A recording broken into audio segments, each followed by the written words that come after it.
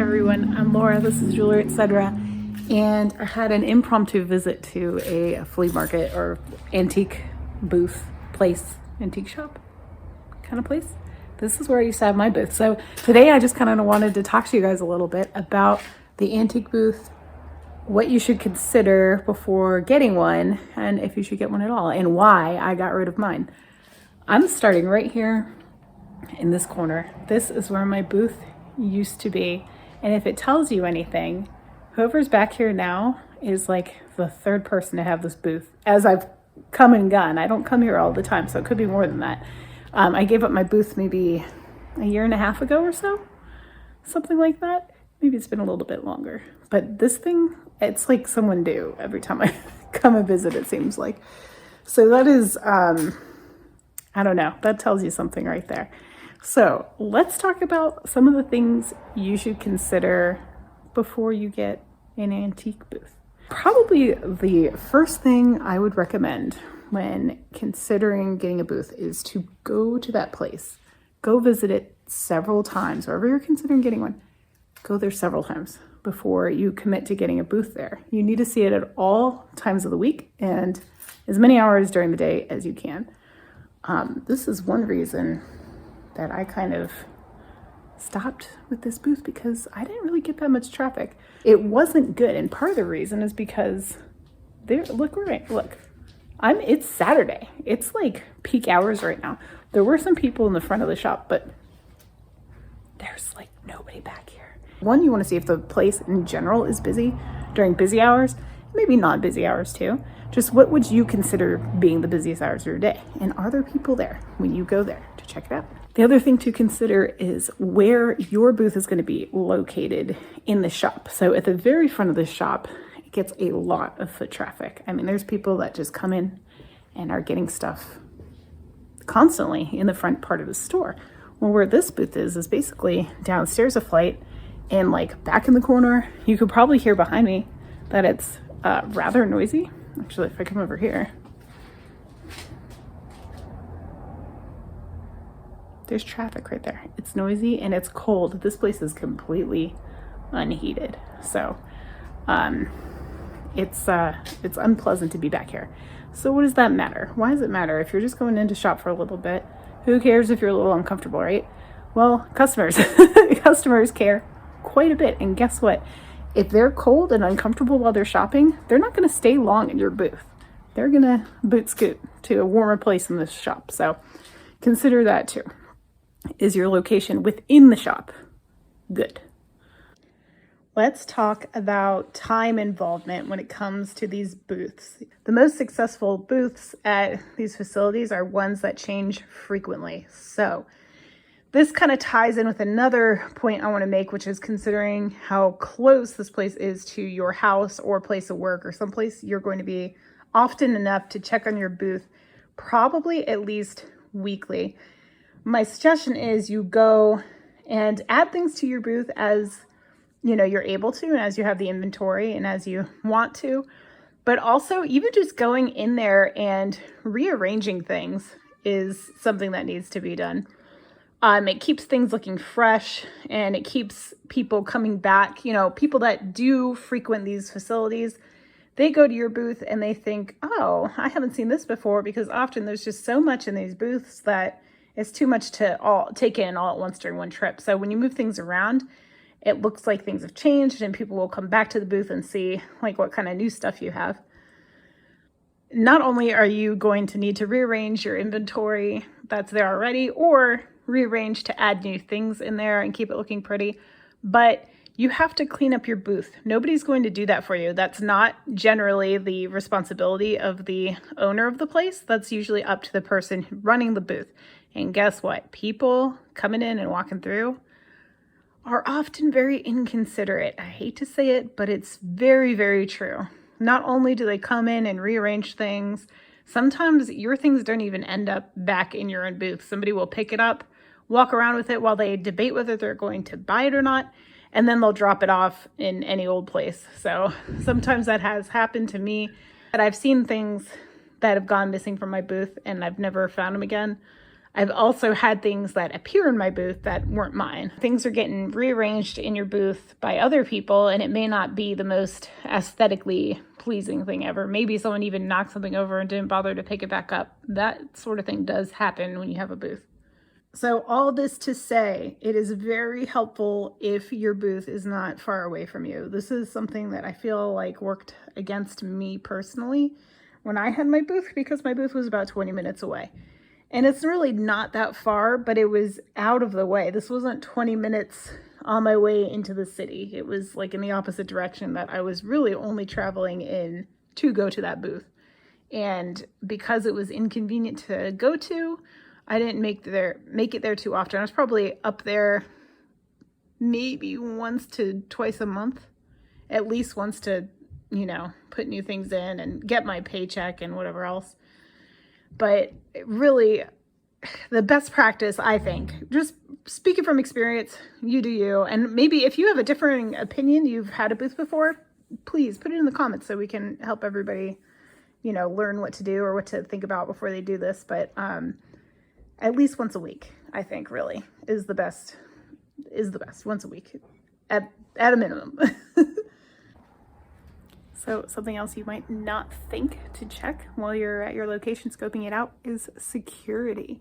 If you're tucked all the way back here, are there cameras around to watch your items? Because I'm telling you right now, when I had a booth, there were things that went missing. I also had one time a jewelry jar that I had taped shut, and when I came in to check on my booth and move things around, the lid was like, you can clearly tell the tape was pulled off and the volume of the jewelry had gone down. So someone had dug through that jar and pulled some stuff out. So think about too the cost it's going to cost you to run this booth. If you already have some inventory, obviously that's going to help you a lot, but you do also have to consider the fact that most places are going to charge you a monthly rental fee, and many places are going to charge you a percentage of your sales. There's some places that do it the other way around, where they'll do just a percentage of sales and the booth is free. But as far as any booth I've ever talked to, it's usually a monthly fee at least. I do know one of the places around here, actually part of their contract is you have to work at the store for, I think, 1 or 2 days out of the month, and that's part of your agreement. So just check, make sure, it's worth it financially, of course, and see if there's any sort of guidelines you need to follow to have a booth there in the first place. Only you can really assess, how much money you make or how much money you're projected to make and how much they're going to charge and whether that financially makes sense for you or not. Okay, so you get the booth. You've decided to move forward with it. Now what? Well, my suggestion is to really take your time when you set it up. Really think about how to make it aesthetically pleasing. My suggestion here is to really think about what inventory you're going to have in this booth. Just like in YouTube, which I failed miserably at this, but niching down is very effective when it comes to booths. If you have a booth where you just have every type of item under the sun just scattered around, it gets very overwhelming to the buyer. They don't know where to look. So at the very least, if you are going to have a ton of different items in your booth, group them together. Have your jewelry in one spot. Have your figurines in another spot. Have your clothing rack over here. Have it all grouped together so people know, oh, this booth has a great selection of vintage Pyrex, and I know exactly where to look. They're not like poking around everywhere on the shelves looking for it. Just have it organized. If you are able to, if you have enough inventory to have a theme for your entire booth, that works out really, really well. Look around at what other sellers in the antique mall are selling. And maybe you can ask too, what works well, what sells when you talk to the owner of the place about setting up a booth. And that will really help. I know this particular place here, they have a lot of antique items. That's kind of their bread and butter, but they do have some modern things. A lot of it is vintage too, and that works. But one of the most successful booths in the facility is mid-century modern exclusively. And it looks really clean, really organized. It's a very nice booth. So that is just something to think about. There's another booth in the mall. There's another antique mall down the street. And that one's super effective. It's like a shabby chic theme. Everything's set up on these shabby chic dressers. The color scheme is very nice. There's drapes on the walls to brighten up the place and make it that kind of, lighter, creamy colors. So just consider that. Consider your wall space too. Don't forget about that. That's really important. And you don't want to have a very bright aesthetic going on and then something really dark and drab on the wall. So it really is important how your whole booth feels to a customer. If you can, I would even bring somebody when you're setting up. Bring somebody who isn't super familiar with your stock and inventory and all that. Just bring them in and get their opinion on how they feel about it, what draws them in, where are they going first when they walk in your booth, things like that. You also might want to consider a larger item kind of towards the edge of your booth to catch the eye of people walking by. Oh, what's this? And then, it stops them, gets attention towards your booth, and hopefully they go into it and start looking around at your stuff. Okay, some of y'all are going to hate this next suggestion if you do want to make a booth or have a booth or a successful booth, but I really encourage you to have some sort of presence on social media. I hate to say it because I know a lot of people are adverse to it. I was too for a long time with selling my things in this booth especially.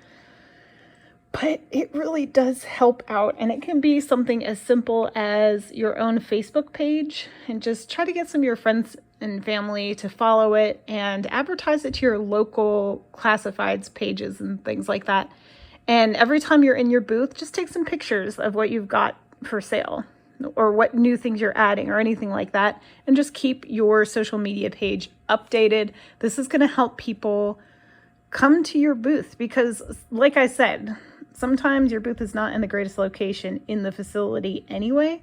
So if you can give if you can give the people viewing your page an idea of what is there to be found and how to get to it, that's going to be super beneficial for you. So just consider that. I think personally around here, Facebook is king when it comes to local sales. I don't even really know what else to suggest. I guess you could maybe put it on Craigslist or something like that, or Nextdoor. Nextdoor is a great one too if you have that in your area.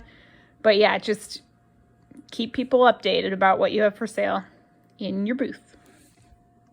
Don't get me wrong, I still really like this shop. I come through this little town and I stop in whenever I have time, and I like to pick things up. I actually got a couple things today and I'll show you that in a second. See if you can figure out what I might have got. I did show it in the video before I got it. So in any case, and the other thing too, oh my gosh, this place used to be my little honey hole for jewelry sometimes. If y'all know the video of me finding the Pools of Light necklace and that I flipped on eBay, that was here. And that woman who had that booth isn't here anymore. I found out that she moved, and she actually moved to another place down the street. The place down the street, I believe, gets a lot more foot traffic. So something else to consider, is there another location that you can check out that's also close by? Any case, that's all for today. Let me show you really quick what I got. Sorry about my hand in the way, but I got the little sterling fish ring, spoon ring, because it's adorable. And then I got this little treasure, smoky quartz. This thing is massive on sterling silver and vermeil. So that's exciting. But in any case, those are my treasures, and I will continue to try to find treasures at this location as long as it's around. Thank you guys for watching. Put in the comments below if there's anything you saw in this video that you would have picked up for yourself. Also, let me know if this was helpful at all, or if there's anything I brought up that you didn't think about. All right, y'all. Thanks so much for joining me on today's video, and I will see you, I hope, on the next one. Bye-bye.